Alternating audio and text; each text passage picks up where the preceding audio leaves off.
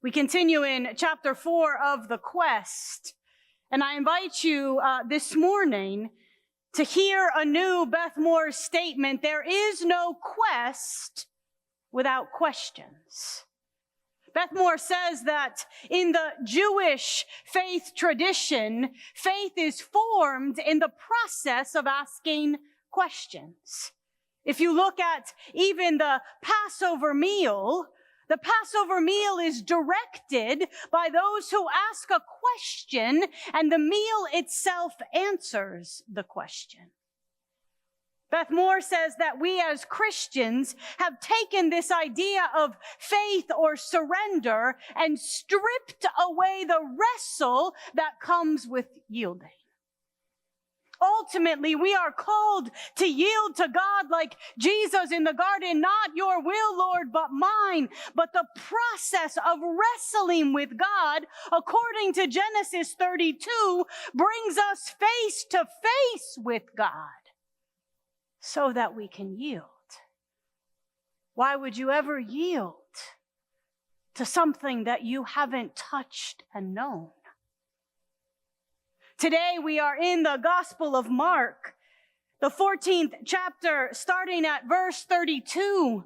And we are looking at our own spiritual journey and how that spiritual journey parallels with Jesus' walk to Jerusalem, to the cross, and to the empty tomb. We know as we approach this text that Jesus has said over and over and over again to his disciples that he knows that the road to Jerusalem most certainly will end in what? His death. And he knows enough to know that somehow God is asking for this journey and that he himself as the Messiah, the Son of God, is holding this journey of reconciliation of the world to God. And yet there's something about the garden where Jesus gets real. And I invite you to consider the moments in your own life where, like Jacob, you found yourself at the river crossing and you wrestled all night and you said to God, I will not let you go until you bless me. Or moments like the Garden of Gethsemane. It says that in verse 32, they went to a place called Gethsemane, and Jesus said to his disciples, sit here while I pray. And he took with him Peter, James, and John. I actually love that part. He took the disciples that were closest to him. He left the others praying, but he wanted the three of them with him so that in his struggle, somebody was with him. Raise your hand if somebody's walked in the wrestle with you, and for that, they are deeply sacred to you. Peter, James, and John, and they begin to watch Jesus become, what are the two words used? Distressed and agitated. This would be evidence of the humanity of God while Jesus was fully divine. Jesus is agitated. Agitated is a special word. Like I'm sort of mad, I'm sort of prickly underneath, I'm frustrated, I don't understand, and I can't quite find peace within me. And I'm distressed. Like somewhere deep inside, I know I need help. Jesus was agitated and distressed, and he said to those who were with him, to Peter, James, and John, my soul is deeply grieved, even to death. Raise your hand if you've had a night wrestle where you knew your soul was grieved to death. People are afraid. Let me just tell you that the dark night of the soul is part of the Christian journey. That when you are grieved, even to death, there is this sense at which you're ready to lay it all out before God in a way that you aren't otherwise. He's grieved even to death, and he says, remain here and keep awake. So he's brought Peter, James, and John with him one more step, and then what does he do? Then he goes further alone. There's part of the journey that not even Peter, James, and John can go with you on. He goes a step further, as they are supposedly awake, and he throws himself on the ground and he prays if it were possible that the hour might pass from him. And he says, Abba, Father. Abba is the familiar name for God. It is Aramaic. If you speak another language, you know that you have a love language. He speaks to God in his love language, and he says, Abba, Father, for you all things are possible. The wrestle with God wouldn't be so hard if we didn't believe that God was capable of anything. If I don't believe that God is able, I don't wrestle with injustice with God because God's not able to do anything. If I have my own sins that cling closer than death, I don't wrestle with God because I don't expect God to do anything. But Jesus' words are like Mary's when the angel visits her. I know with you all things are possible. And so I'm asking, Jesus says, that the hour might pass. Remove this cup from me. Lord, keep me from the valley of the shadow of death. I don't want this surgery. I don't want this broken relationship. I don't want to live this immigration journey. I don't want to wrestle with the very people I've given birth to. I don't want to feel this alone. I don't want to live in a world that seems to somehow have decided that the very essence of who I am, a person of color, a transgender, somehow isn't worth it. Lord, take this cup. Take it away. And then Jesus says what? Not your will, not my will, but your will. Not what I want, but what you want. We would only be able to surrender once we've wrestled. And then, that's his wrestle with God. This story is full of three kinds of wrestle. That's Jesus wrestling with Abba, Father. That's like Jacob wrestling with the angel at the river edge. And then the wrestle continues, and you may recognize this wrestle. Have you thought at least once this week, why are people so crazy and dumb? Go ahead, just say it. Why are people so crazy and dumb? Jesus moves on from literally wrestling with God, and he comes in verse 37 and he finds them sleeping. This isn't even the disciples that he's asked to journey with him, right? This is the three that he's asked to struggle with him. This is Peter, James, and John. And he says, when he finds them sleeping, he says to Peter, Simon, are you really asleep? Like, you know what I'm going through. Are you really asleep? Couldn't you keep awake for 1 hour?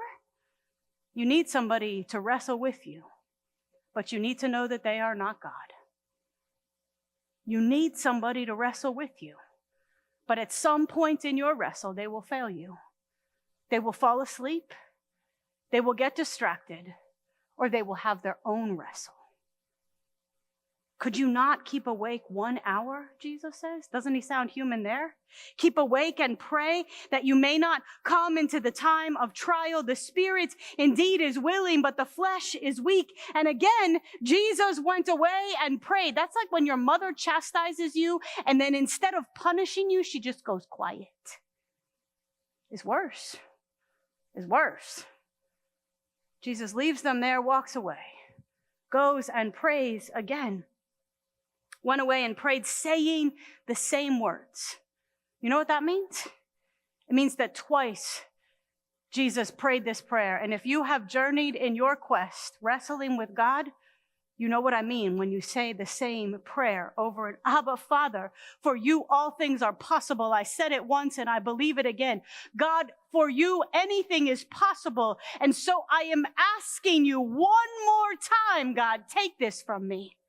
I'm not strong enough to hold it. I don't want this for my life. Remove this cup from me, yet not what I want, but what you want. I would not be a faithful pastor if I asked you to yield that profoundly to a God that you didn't know. Second time Jesus prays.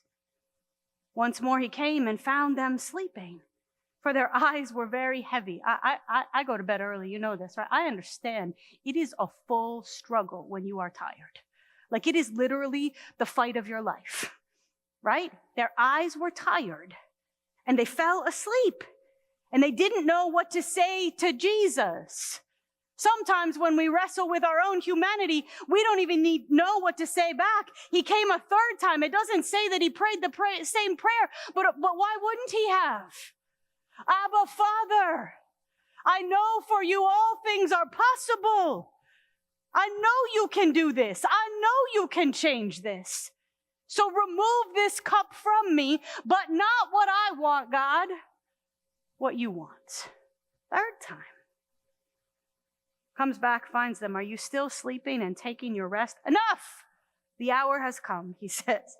The Son of Man is betrayed into the hands of sinners. Get up, let us be going. Look, my betrayer is at hand.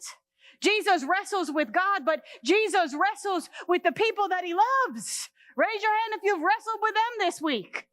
Come on now, tell me the truth, right? Wrestles with them. Immediately, while he was still speaking, Judas, one of the 12, arrived, and with him there was a crowd with swords and clubs from the chief priests and the scribes and the elders. And now the betrayer had given them a sign, saying, "The one that I will kiss is the man. Arrest him and lead him away under guard." So when Judas came, he went up to Jesus at once and said, "Rabbi," and kissed Jesus. And they laid hands on Jesus and arrested him. But one of those who stood near drew his sword and struck the slave of the high priest, cutting off the ear. And then Jesus said to them, "Have you come out with swords and clubs to arrest me as though I were a rebel? Day after day I was with you in the temple teaching. Why didn't you come then?" But let the scriptures be fulfilled. And then in verse 50, what does it say? All of them deserted. All of them left. Peter, James, John, the disciples, the chief priests, they all left. Have you wrestled with others? Wrestled because they couldn't do what you needed them to do? Wrestled because they couldn't quite get the vision? Why are you cutting off his ear? Other gospels tell us that it was Peter. And Jesus, it always reminds me of Mr. Potato Head. He literally picks up the ear and sticks it back on. Stop it. This is not the way we're going to win this kingdom. Have you wrestled with others? They're trying to force Jesus' hand. They all fled and deserted. The last wrestle we see here is Peter, and it's the hardest wrestle of all. Who does Peter wrestle with in the last part here? He wrestles with himself. It is the hardest wrestle of all. A certain young man was following Jesus wearing nothing but a linen cloth. They caught hold of him, but he left the linen cloth and ran off naked. That's a whole nother sermon. We'll just leave that right there. There's a naked little boy. They took Jesus to the high priest, and the chief priest and the elders and the scribes were assembled. Peter had followed at a distance right into the courtyard of the high priest, and he was sitting with the guards warming himself at the fire. The chief priests and the whole council were looking for his testimony against Jesus to put him to death, but they found none. For many gave false testimony against him, and their testimony did not agree. The people are lying, but their lies don't even agree one with another. That's what usually happens with lies. Some stood up and gave false testimony, saying, "We heard him say, I'll destroy the temple that's made with hands, and in 3 days I'll build another not made with hands." But even on this point, their testimony didn't agree. So the high priest stands up before them and asks Jesus, "Have you no answer? What is it that they testify against you?" But Jesus was silent and did not answer. You got to know who to wrestle with and who not to. Again, the high priest asked, "Are you the Messiah, the Son of the Blessed One?" And Jesus said, "I am.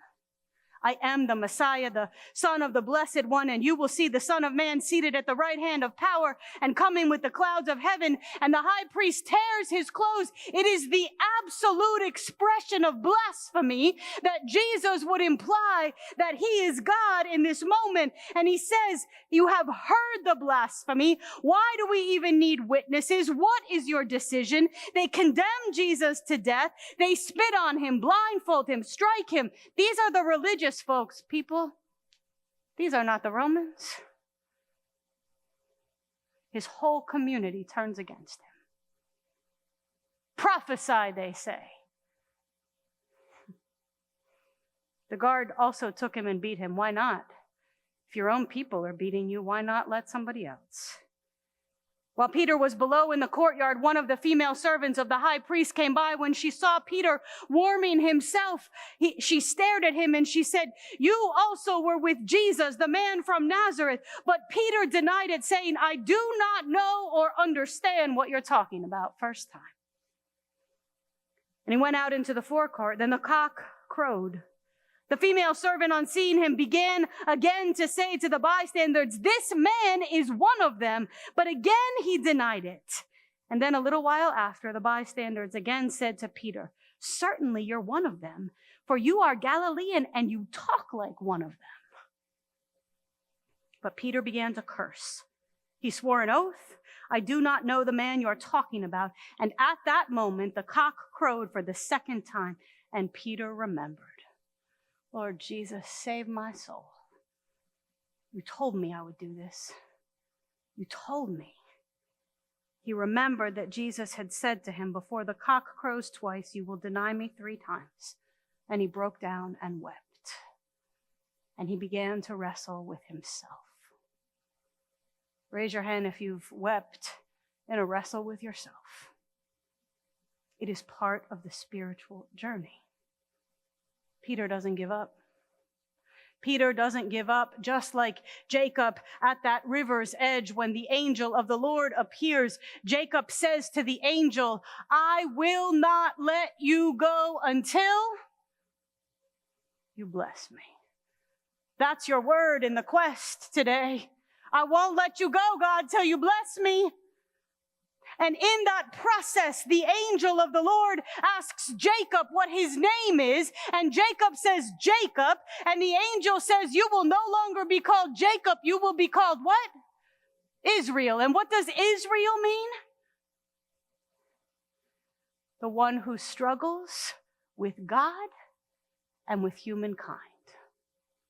What does Israel mean? The one who struggles with God and with humankind. Jacob is then emboldened. Israel is emboldened. Well, if you're going to change my name, tell me what your name is. What does the angel say back to Jacob? Might be my favorite part of the story. Zippo. My name is not your business because I am God. Don't be confused. We wrestle with God. We struggle in our faith. We can even, as Jacob names the place Peniel, we can see God face to face, because when we have seen God face to face, when we have looked at God and said, remove this cup, I know who you are, I know what you can do. We can see God face to face. We can walk, but we can never hold God's name. Because even in our wrestle, God is always God. And don't we want it to be that way? One of the things that sticks out to me in both of these passages is the way in which Beth Moore suggests that Jacob is not just wrestling with God. He's on a journey, she says, to honesty. If we look at the story of Jacob, right, we talk about the God of Abraham, Isaac, and Jacob. I pray that from this church, we will never say just that anymore. We will say the God of Abraham, Isaac, Jacob, Ishmael, and Hagar. And maybe we need to add some more names to that. But Jacob, the son of Isaac, is the one who did what to his brother? What did he do? He lied. He cheated him out of his birthright. We don't often understand what birthright is, but if you've ever watched a family turn into chaos when the patriarch or the matriarch dies and everybody wants the assets, that's what Jacob did. He took the whole thing for himself.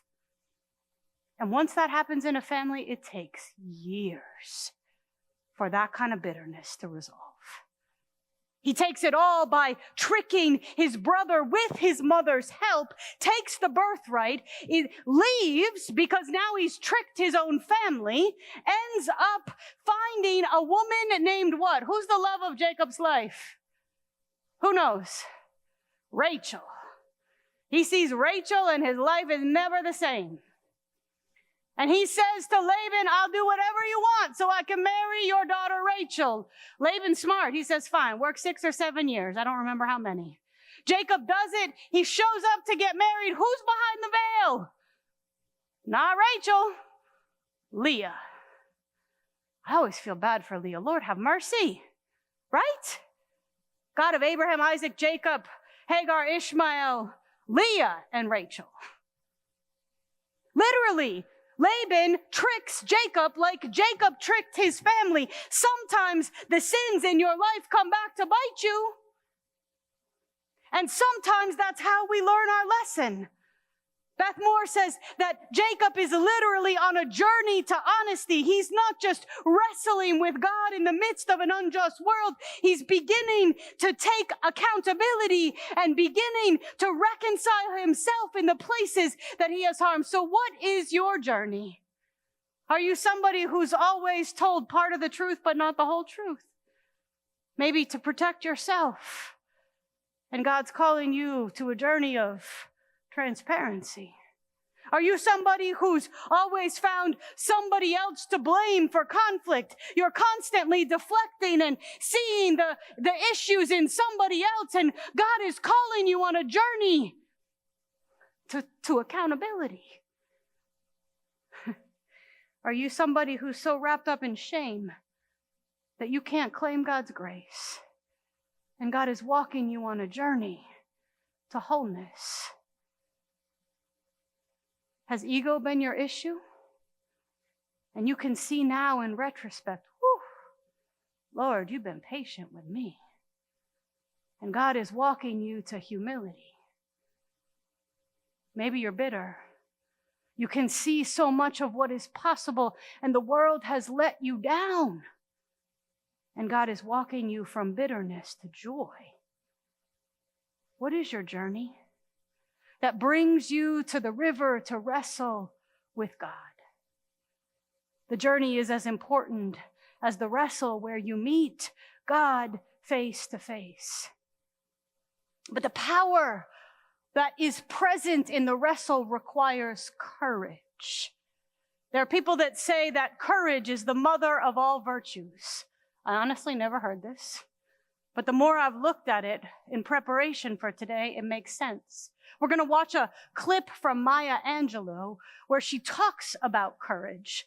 And she says that courage is necessary for any virtue to take hold in your life, because you or I can be kind or just or loving for a moment, right? I can do it once, especially if I like you. But the real issue, the real grit of courage comes in the moment that Jacob doesn't let go and Jesus surrenders to Abba Father. Real courage is the tenacity not to quit and not to let go of the virtue come what may. Take this cup, Lord, but not my will, but yours be done. Where is our courage in the spiritual quest to hold on to God in the questions and make it to the other side? Go ahead, Jim. One of the things I've learned in this 74 years is it takes courage to be kind, to be exact. Courage is the most important of all the virtues, because without courage, you cannot practice any other virtue consistently.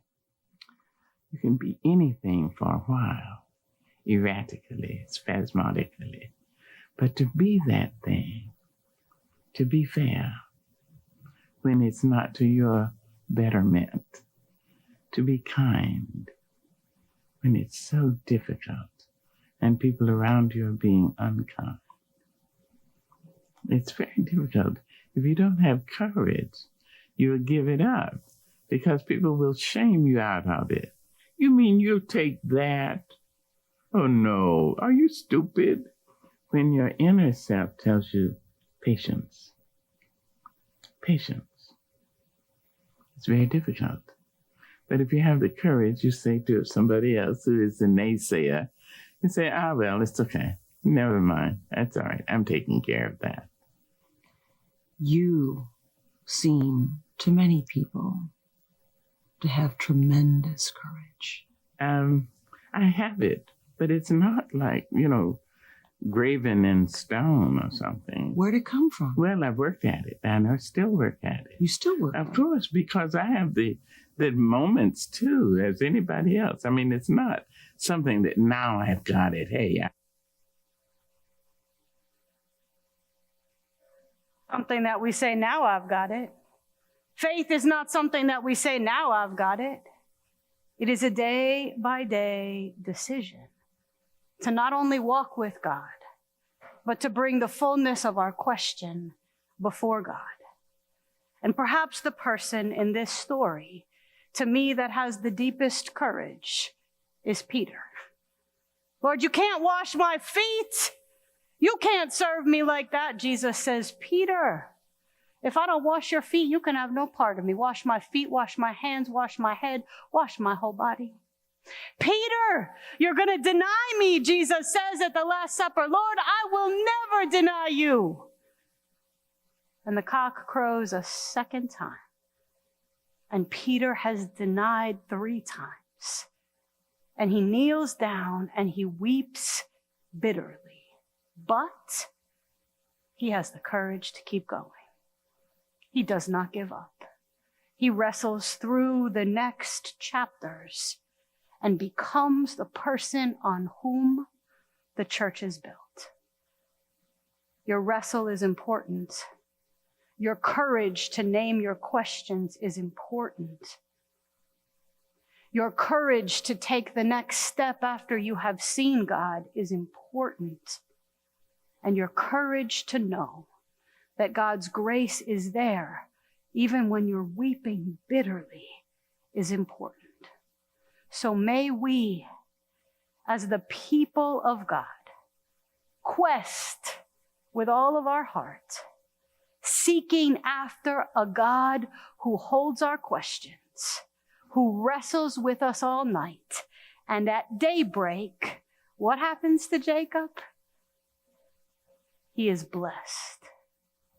Not blessed with good fortune, not blessed with an easy life, not blessed maybe even with the assurance in that moment that Esau will receive him, but blessed, limping because he has courageously wrestled, but blessed by the presence of God. You, Lord, you are worthy, and no one can worship you for me. For all of the things you've done for me,